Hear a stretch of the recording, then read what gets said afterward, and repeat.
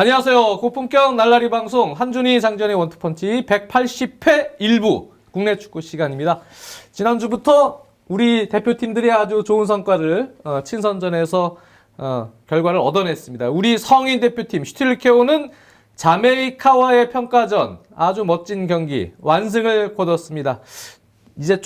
이제부터는 조금 유럽 예선도 끝났으니까 네. 강팀하고 이제 경기를 좀 통해서 진짜 경쟁력을 좀 기르는 이제 그럴 기회가 좀 남아 있을 것 같습니다. 플레이오프 말고 이제 유로 예선이 정리가 된 팀들을 좀 잘 교섭을 해서 대한축구협회 차원에서 이제는 진짜 강팀 평가전, 그렇죠. 특히 이제 우리가 좀 밖으로 나가서 하는 평가전들을 좀 기획을 했으면 하는 바람이 맞습니다. 있습니다. 네. 자메이카가 북중미의 강호긴 합니다만 그날 컨디션이 좀 우리랑 붙기에는 조금 준비가 안 된 듯한 느낌도 받았어요. 자메이카가 요즘 많이 올라와 있는 팀이고 현재 폼도 괜찮은 팀인 건 네. 맞는데 그 우리나라로 와서 경기하기에는 준비가 좀 덜 됐던 그렇죠. 건 맞는 것 같아요. 네. 근데 다만 어쨌든 우리 대표팀 선수들 특히 뭐 지동원 선수의 골이라든가 그렇죠. 이러한 부분들은 반가웠던 부분임에 틀림이 없습니다. 네. 어쨌든 좋은 승률을 기록을 하고 있기 때문에 이러한 분위기를 이제 좋은 상대, 좀 강한 상대와 평가전을 통해서 더 담금질할 수 있는 계기가 됐으면 좋겠고요. 신태용 감독의 올림픽 대표 인상적이죠? 네. 호주와의 두 차례 평가전이었습니다. 화성에서 한 번, 이천에서 한 번. 첫 경기에는 유럽파들이 다 선발장을 해서 상당히 인상적인 활약을 보여줬어요. 그래서 그 경기 완승을 거뒀고 2차전에는 유럽파들 선발에서 제외하면서 시작을 했고 후반전에 다시 유럽파들 가세하면서 또 한 번의 승리를 거둬냈습니다. 올림픽 대표팀에 좋은 선수들이 참 많습니다. 네, 좋은 선수들을 또 이제 새로이 계속 속속 발굴을 해내고 있고 또 한 가지는 신태용 감독이 열과 성을 다해서 그 다이아몬드 포메이션을 그렇죠. 사실은 1차전 굉장히 때? 연구가 네. 많이 돼 있었던 거예요. 신태용 감독이 이제 밖에 나가서 또 평가전들도 하면서 네. 외국 팀들이 뛰는 것을 보고 다이아몬드를 계속 좀 해봐야 되겠다 이런 생각을 했었는데 이번에 또 우리 관중들 우리 또 시청자들에게도 상당히 좋은 또 서비스를 했다는 생각이에요. 그렇습니다. 그리고 그 다음 경기에서는 또 다른 4-3-3 포메이션 이제 여러 가지 어떤 융통성 있는 포메이션을 구사함에 있어서 신태용 감독이 아주 인상적인 또 퍼포먼스를 보여주고 있습니다. 그렇죠. 아주 공격적인 운영. 또 유럽파들도 좋은 컨디션을 보여주면서 내년에 있을 이제 아시아 예선 통해서 본선 진출을 이제 가려야 되는 상황인데요. 리우 올림픽 본선까지 꼭 나가서 좋은 성과를 거뒀으면 좋겠습니다. 23세 이하 올림픽 대표팀 또 국가대표팀들이 이렇게 평가전을 하는 동안에 조용히 지금 미국 가서 본선 대회 준비하고 있는 팀이 있습니다. 바로 최진철 감독의 17세 이하 월드컵 대표팀입니다. 네.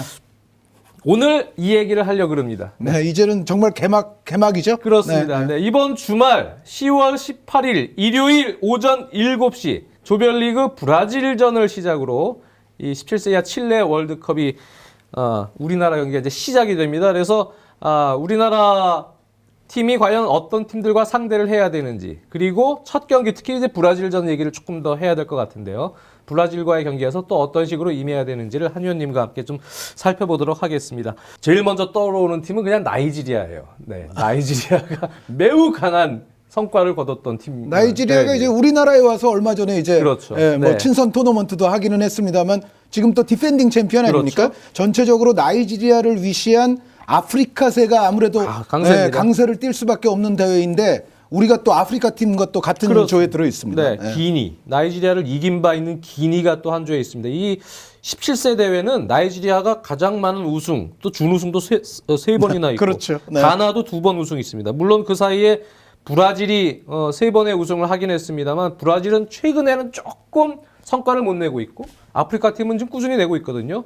그래서 그런 부분들 17세 이하는 전통의 강호보다는 이런 아프리카들의 팀의 강세도 있다는 부분 알려드리면서 우리와 같은 조에 있는 팀이 지금 첫 경기 상대 브라질이고 그 다음 상대가 다음 주 수요일 8시에 경기를 갖는 바로 이 아프리카의 기니입니다. 그리고 다음 주 토요일 새벽 5시에 마지막 조별리그 상대가 잉글랜드입니다. 근데 이제 조로 보면은 우리가 그렇게 호의적이지는 않은 조다. 네. 기본적으로 만만한 팀을 확실하게 발견하기가 좀 어려운 조인데다가 경기 순서도 우리에게는 그렇게까지 좋은 순서는 아니죠. 일단 그래도 역시 재능 있는 선수들을 갖추고 있는 브라질과 일단 첫 네. 경기를 붙는다는 거. 그리고 말씀해 주셨던 대로 기니가 사실은 어쩌면 브라질도 제칠 수 있을 정도의 팀일 수도 있거든요. 물론 좀 뚜껑을 열어볼 필요는 있겠습니다만 이 아주 좀 강세가 예상이 되는 아프리카 팀과 또 두 번째 경기 이 순서는 사실 우리에게 전혀 호의적이진 않아요. 그렇죠. 그런데 네. 이것을 뚫고 어찌됐건 뭐 조 3위를 최소한 하더라도 올라갈 수 있는 기회는 있지 않습니까? 어쨌든 이것을 뚫고 우리가 소기의 목적을 달성했으면 하는 바람이 있습니다. 네. 자, 어쨌든 우리 이승우 선수가 중심이 된 17세 이하 월드컵 팀 얼마 전 이제 수원 컨티넨탈컵을 통해서 우리가 직접 이제 눈으로 확인을 했고 지금 전지훈련을 미국에서 하면서 시차 적응도 하면서 평가전을 뭐 파라과이나 이런 팀들과 갖고 있는데 수원 컨티넨탈컵을 기준으로 본다면 아직까지는 이제 보완해야 될 과제를 조금 남기고 지금 아메리카 대륙으로 좀 가지 않았습니까? 네. 네, 그래서 칠레로 다시 이동을 해서 첫 경기를 가질 텐데요. 전체적으로 어떻게 보십니까? 수원 컨티넨탈컵에서 나타났던 우리 대표팀의 어떤 장단점이 있다면 어떤 부분을 들 수 있을까요? 뭐 많은 언론에서 일단 다루고 있는 것부터 짧게 얘기하고 네. 지나가면 이승우 선수에 대한 지나친 의존도는 조금 버리는 것이 좋고 네. 그거는 근데 그 부분은 최진철 감독도 지금 틀림없이 의식은 되어 있거든요. 한국 떠나기 이전부터 이제 이승우에게 몰리는 공격 루트라든가 이런 거는 좀 지양하는 방향이 네. 좋겠다는 걸 최진철 감독도 알고 있기 때문에 그리고 이것이 현실적으로 그렇게 해야 되는 이유는 지금 뭐 17세 이하 월드컵을 앞두고 이제 외국에서도 여러 프리뷰라든가 뭐 주목할 만한 팀 선수 뭐 이런 것들이 나오는데 뭐 FIFA 홈페이지도 마찬가지고요. 그렇죠. 그런데 거기서도 한국 코리아 하면은 이제 이승우부터 이제 주목할 선수 이렇게 그렇습니다. 적어놓거든요. 네. 그러니까 외국 팀들도 이승우 선수에 대해서만큼은 모두가 알고 모두가 일단 신경을 쓸 겁니다. 그런데 여기서 이승우 선수가 사실 아시아권의 팀들을 상대하는 것만큼 또 이승우 선수가 마음대로 하기도 좀 어려운 상황인데 여기서 이승우 선수에게만 지나친 루트가 몰리게 되면 사실 네. 우리가 조별리그를 통과할 가능성이 그만큼 오히려 줄어들게 돼요. 그래서 상대 수비의 시선을 이승우 선수가 끌어줄 때 오히려 다른 선수들 간의 부분 전술을 통해서 득점하는 것이 일단 최대한 바람직한 것이다. 그리고 장지현 의원 말씀하신 일단 수원컵에서 나타난 우리의 좀 문제들을 보면 수비에 있어서 역시 우리 선수들이 이 브라질의 발재간 좋은 선수들이라든가 아니면 당시에는 이제 나이지리아였습니다만 나이지리아 선수들의 어떤 순간 민첩성, 탄력 이런 거는 또 우리 선수들이 평소에 그렇게 경험해보지 못한 그렇죠. 상대들 아닙니까? 그러니까 어떻게 보면 한 발 더 빨리 움직이지 않으면은 평소 같으면은 볼을 우리 것으로 만들 수 있는데도 이 선수들이 와서 채가고 뭐 끊어내고 이런 경우들이 많단 말이에요. 그래서 우리 선수들이 정말 전체적으로 한 발 더 뛴다는 각오로 하나의 팀으로서 조직적으로 움직이지 않게 되면은 역시 개인기가 있고 피지컬 탄력 이런 것이 좋은 상대들을 상대해서는 좀 어려움을 겪게 맞습니다. 되는 그런 수비의 문제점들이 사실은 수원컵에서도 어느 정도 노출은 됐습니다. 그렇습니다. 우리가 수원컵 3경기를 통해서 아직 다듬어지지 않은 상황이었지만 좋은 경험을 했습니다. 기니를 상대해야 되는 상황에서 나이지리아를 만나서 아프리카 선수들의 17세 이하 선수들은 말씀해 주신 대로 다리도 길고 피지컬적으로 이 선수들이 도대체 17살이 맞나 싶을 정도로 파워풀하고 용수철 같이 튀어나가고 네, 탄력 있고 이 피지컬적으로 우리가 어떻게 보면은 고등학생 대 대학생 경기를 보는 것처럼 힘든 싸움을 했어요. 그래서 우리 선수들이 이제 그런 경험들이 많지 않았기 때문에 나이지리아를 간접적으로 체험하면서 야, 기니도 이렇겠구나 라는 부분들을 어느 정도 체감을 했을 것으로 보입니다. 그래서 그런 부분들에 대한 준비, 마음가짐들을 아마 했을 것으로 보이고 우리의 또 1차전 상대인 브라질을 이미 수원컵 때 한번 네. 만나봤기 때문에 거기에 대해서 뭐 브라질이라는 이름값 때문에 조금 주눅 들었던 그러한 이제 수원컵 대신 이번에는 조금 자신감 갖고 임할 수 있는 계기도 됐고 선수들의 성향도 어느 정도는 조금 느꼈을 거라고 생각을 합니다. 그리고 잉글랜드전을 대비해서 크로아티아와의 평가전을 통해서 어느 정도 유럽 팀들에 대한 기본적인 어떤 자신감까지도 배양이 됐는데요. 전체적으로 수원컵 때 보면은 우리 최진철호 4-2-3-1 전형을 이제 중심으로 했습니다. 물론 이번 대회는 아쉽게도 장결희 선수가 부상 때문에 낙마를 했습니다. 그래서 장결희 선수 대신에 기본적으로는 최전방에 이승우의 그다음에 유주환 선수가 세컨 스트라이커 같은 역할 그리고 아주 작지만 파괴력 있는 박상혁 선수. 선수. 또 김진야 선수. 김진야 선수 자리에는 예를 들어 뭐 유주환 선수가 그렇죠. 이쪽으로 이렇게 뛸 수도 측면으로 있고, 갈 수도 있고. 또 유승민 선수도 좌우 네. 측면 어딘가에 또 기용이 될 수가 맞습니다. 있습니다. 네. 허리 라인에 기성용 선수의 어린 모습을 보는 듯한 어린 김정민 선수가 있고요. 네. 장재원 선수의 박명수, 최재영, 이상민 추측 센터백의 오른쪽 수비수는 아마도 박대원 선수가 나올 가능성이 있는데요. 네, 박대원 선수가 작년부터 계속 이 대표팀에서 네. 수비진을 구성을 해왔죠. 그렇습니다. 이러한 4-2-3-1 전형을 바탕으로 기본적으로는 이제 신장들이 전방에 있는 선수, 이승우 선수도 키가 큰 편이 아니고 박상현 선수도 작고 하기 때문에 원톱을 활용한 뭐 긴 공격이나 뭐 포스트 플레이를 하기는 조금 용이하지 않고 우리는 빌드업을 통해서 밸런스 있게 일단 만들어가는 이런 축구 쇼패스 위주의 게임을 기본으로 하는 것은 맞습니다. 하지만 수원컵 때는 역시 상대의 강한 피지컬적인 압박에 미스가 많아지고 또 전체적으로 공격을 나갈 때 어떤 스피드, 상대 수비진이 갖춰지지 않았을 때 빠르게 나갈 수 있는 그런 연결고리에 있어서 이승우 선수에 대한 세밀한 연결, 통한 뭐 세밀한 고리, 연결고리가 확실하지 않았던 상황들, 그런 부분에서의 어떤 세심한 전술, 조합 플레이가 좀 나와줘야 되는 그런 과제를 분명히 안고 있습니다. 그래서 이번 브라질전 같은 경우 그 짧은 시간 동안 미국에서의 또 훈련을 통해서 어느 정도 담금질이 인지는 모르겠습니다만 수원컵에서의 경기력에서 조금 더 정도 개선된 정도로 보인다고 생각이 든다면 브라질전을 상대로는 어떤 식으로 나와야 되는지 그 부분에 대해서도 한번 얘기를 해보는 시간을 가져봐야 될 것 같습니다. 일단 뭐 가장 기본적인 거 한 가지를 말씀을 드리자면 개인기가 좋은 선수들이고 그렇죠. 실제로 이제 수원컵에서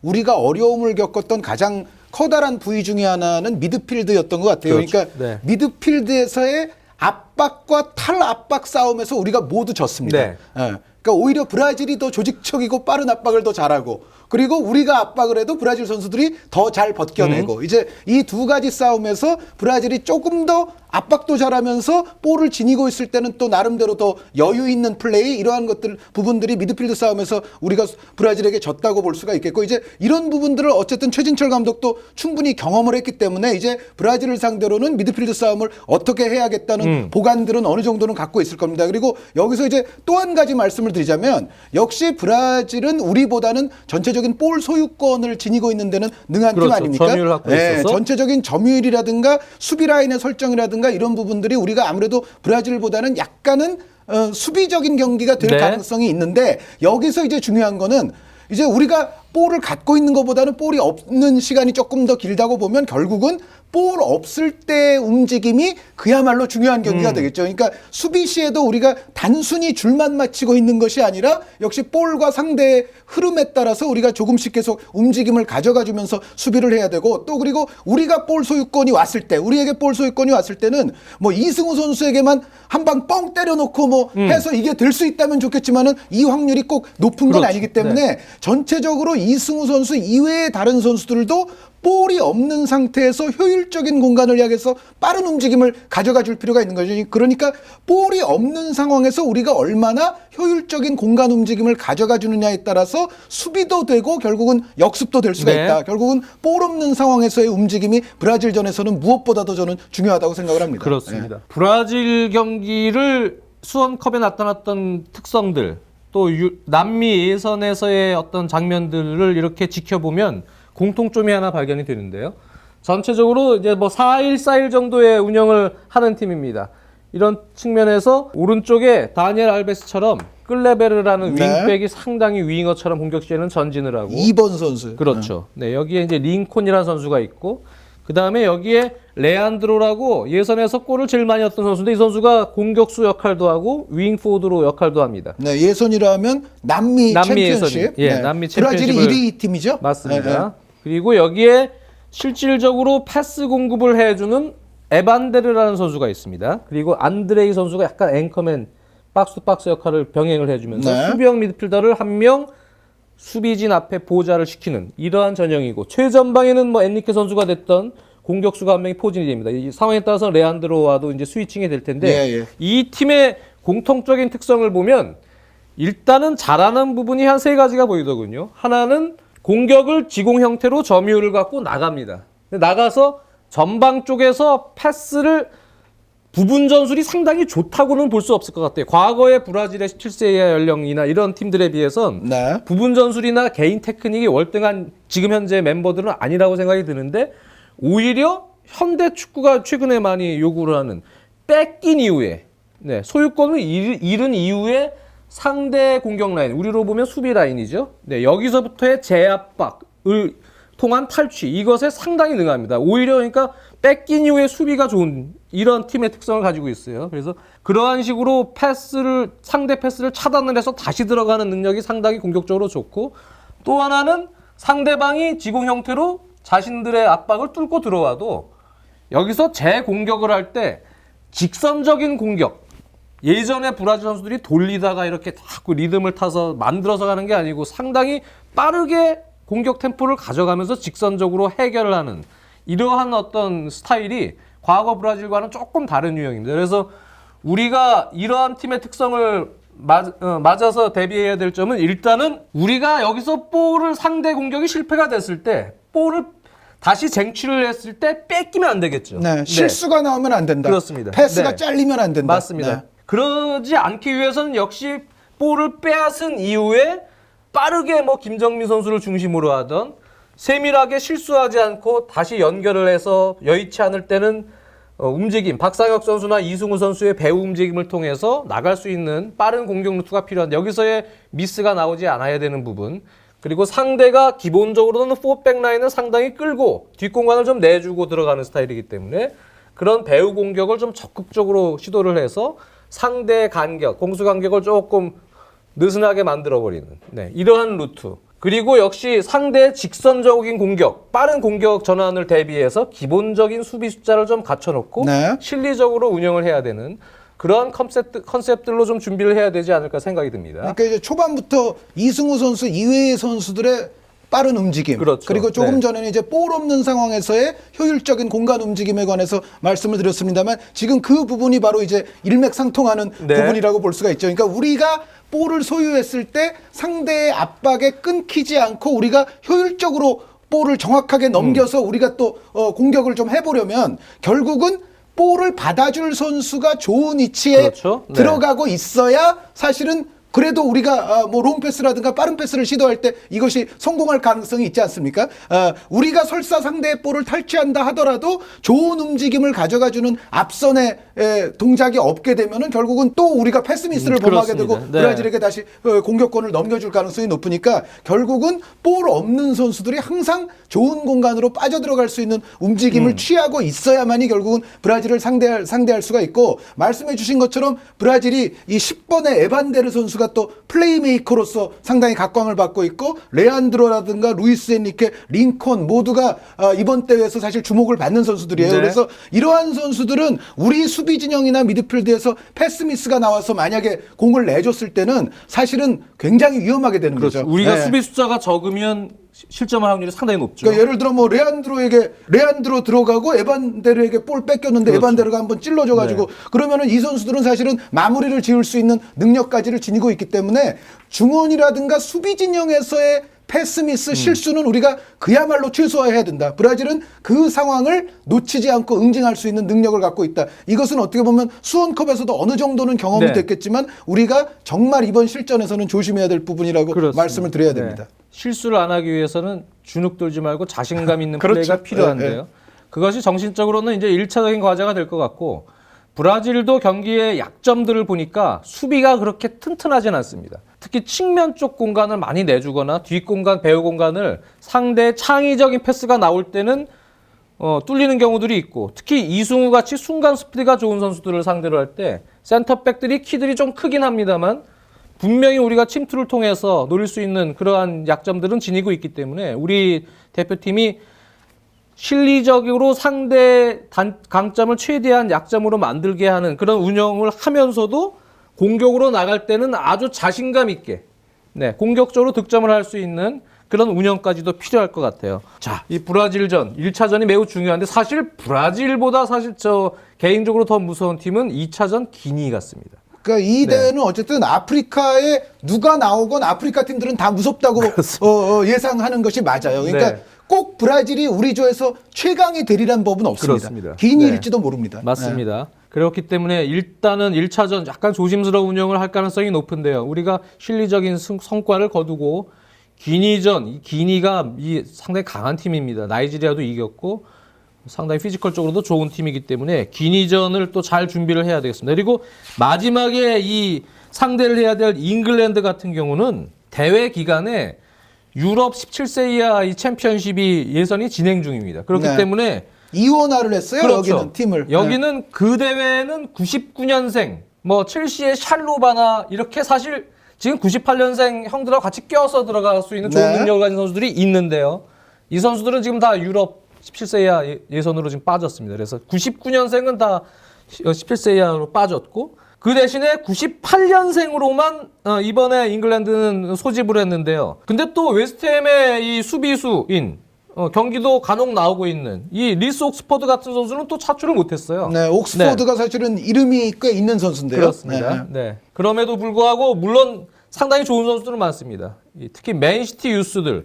맨시티 유스가 97년생이 되게 셉니다. 근데 이번에는 98년생이 나와야 되기 때문에 97년생들은 좀 빠졌습니다. 잘하는 선수들이 많이 빠졌습니다. 98년생의 월 패칭 같은 선수, 이런 선수들 상당히 좋은 선수고 첼시에도 이 우에파 유스리그 우승 멤버들 왼쪽 백인 제이 다실바라고요. 키 작은데 상당히 빠르고 공격적인 윙백이 있어요. 네, 이 선수 조심해야 될 것 네, 같고. 늦었지만 첼시 우승 축하드립니다. 유스리그 우승하면 뭐예요? 올려다 키우질 않는. 맞아요. 제이 다실바 선수 있고요. 그렇습니다. 네. 그리고 지금 대표팀에서도 이러고 보고 있는 카자이아 스털링이라는 선수 있습니다. 토트넘에 있는 유스 선수인데요. 이 선수도 지금 상당히 좋은 능력이어서 몇몇 선수들이 능력이 좀 좋은 선수들이 있습니다. 거기에 2명의 선수만 네. 추가적으로 말씀을 드리자면은요. 아스날의 크리스 윌록 윌록이라는 선수요? 선수가 네. 있어요. 역시 98년생 선수인데 이 크리스 윌록 선수가 공격적으로는 상당히 재간이 있는 선수로 또 알려져 있고요. 맞습니다. 여기에 아까 이제 토트넘의 스털링 선수 말씀을 해주셨습니다만 같은 토트넘의 중앙 마커스 에드워즈라는 네. 선수가 있는데 이 마커스 에드워즈 선수야말로 잉글랜드 팀의 플레이메이커가 맞습니다. 될 수가 있는 선수라서 우리가 이제 잉글랜드와 경기를 할 때는 이 마커스 에드워즈 선수에 대한 봉쇄도 네. 상당히 좀 신경을 써야 맞습니다. 된다는 생각입니다. 네. 전체적으로는 잉글랜드는 제 개인적으로 볼 때는 우리 대표팀 전력과 대등하다고 보여집니다. 그래서 충분히 해볼 만하고 기니가 지금 어느 정도의 전력인지를 조금 뚜껑을 열어봐야 되겠는데 네. 어쨌든 전체적으로 한 경기 한 경기 최선을 다하면 충분히 토너먼트 진출 가능성은 남아있다. 네. 우리 대표팀이 주눅 들지 말고 자신감 있게 경기를 좀 잘 해줬으면 좋겠습니다. 그러니까 어떻게 보면 좀 결과론적으로 얘기를 하자면 잉글랜드는 마지막 경기 잡아야 될 것 같고요. 잡아야 됩니다. 그리고 브라질과 기니 중에 최소한 한 팀하고는 무승부 그렇죠. 이상은 가야. 네. 물론 그 둘 중에 하나 정도 이겨가지고 뭐 2승 1패 정도 하면은 뭐 가장 좋겠습니다만 그렇지 않을 경우에는 적어도 두 팀 중에 하나 정도 무승부 만들어서 1승 1무 1패 그리고 잉글랜드는 잡는다는 생각을 하고 있어야 되고요. 그래서 1승 1무 1패 정도는 가야 뭐 2위 안에 들든지 아니면 아까 말씀드린 대로 최소한 이제 3위에서도 와일드카드로. 또 갈 수가 있으니까 네. 전체적인 또 조별리그 통과를 그런 정도는 해야 노려볼 수 있지 않을까라는 생각입니다. 그렇습니다. A, B, C, D, E, F조로 나눠서 4팀씩 운영이 되는 24개 팀의 이 조별리그입니다. 그래서 와일드카드로 진출할 가능성도 있기 때문에 우리가 한 경기 한 경기 득실차도 고려해서 90분간 끝까지 좋은 밸런스를 유지할 수 있는 내용이 필요할 것 같고요. 그동안 99년에 랜던 도노반, 2003년에 세스크 파브레가스, 또 2007년에 토니 크로스, 지난 대회에는 맨시티에서 백업으로 뛰고 있는 헤나초까지 좋은 선수들이 많이 발굴이 됐는데 이번 대회만큼은 우리나라에 네. 누가 됐든 간에 누가 됐든 간에. 네. 누가 MVP 하나 타서 멋진 결과가 됐으면 좋겠습니다. 쉽진 않습니다만 그렇다고 불가능도 없습니다. 네, 27세 연령에서는. 여기서는 그러니까 뭐 특별히 뭐 전통의 강호 이런 건 없는 것 같아요. 분위기만 뭐 잘 아프리카 타면 팀이 됩니다. 강하다고 하더라도 맞습니다. 전통적으로 누가 꼭 이렇게 순서가 차별화가 돼 있다 이런 건 전혀 아닙니다. 그렇죠. 예, 예. 네. 자신감 분위기만 타면요. 17세 이하 연령은 우리나라 정도 레벨이 되면 어느 팀이든 다 4강 진출 가능성이 있다고 보여집니다. 그러니까 화이팅 하시고 꼭 좋은 결과 또 나쁜 결과가 혹시 되더라도 최선을 다하고 있는 거 다 보여주고 그리고 오시는 우리 대표팀 선수들 됐으면 좋겠습니다. 네. 한준희 장전의 원투펀치 180회 1부 17세 이하 칠레 월드컵에 나서는 우리 대표팀 이야기 한번 해봤습니다. 2부에서 뵙겠습니다.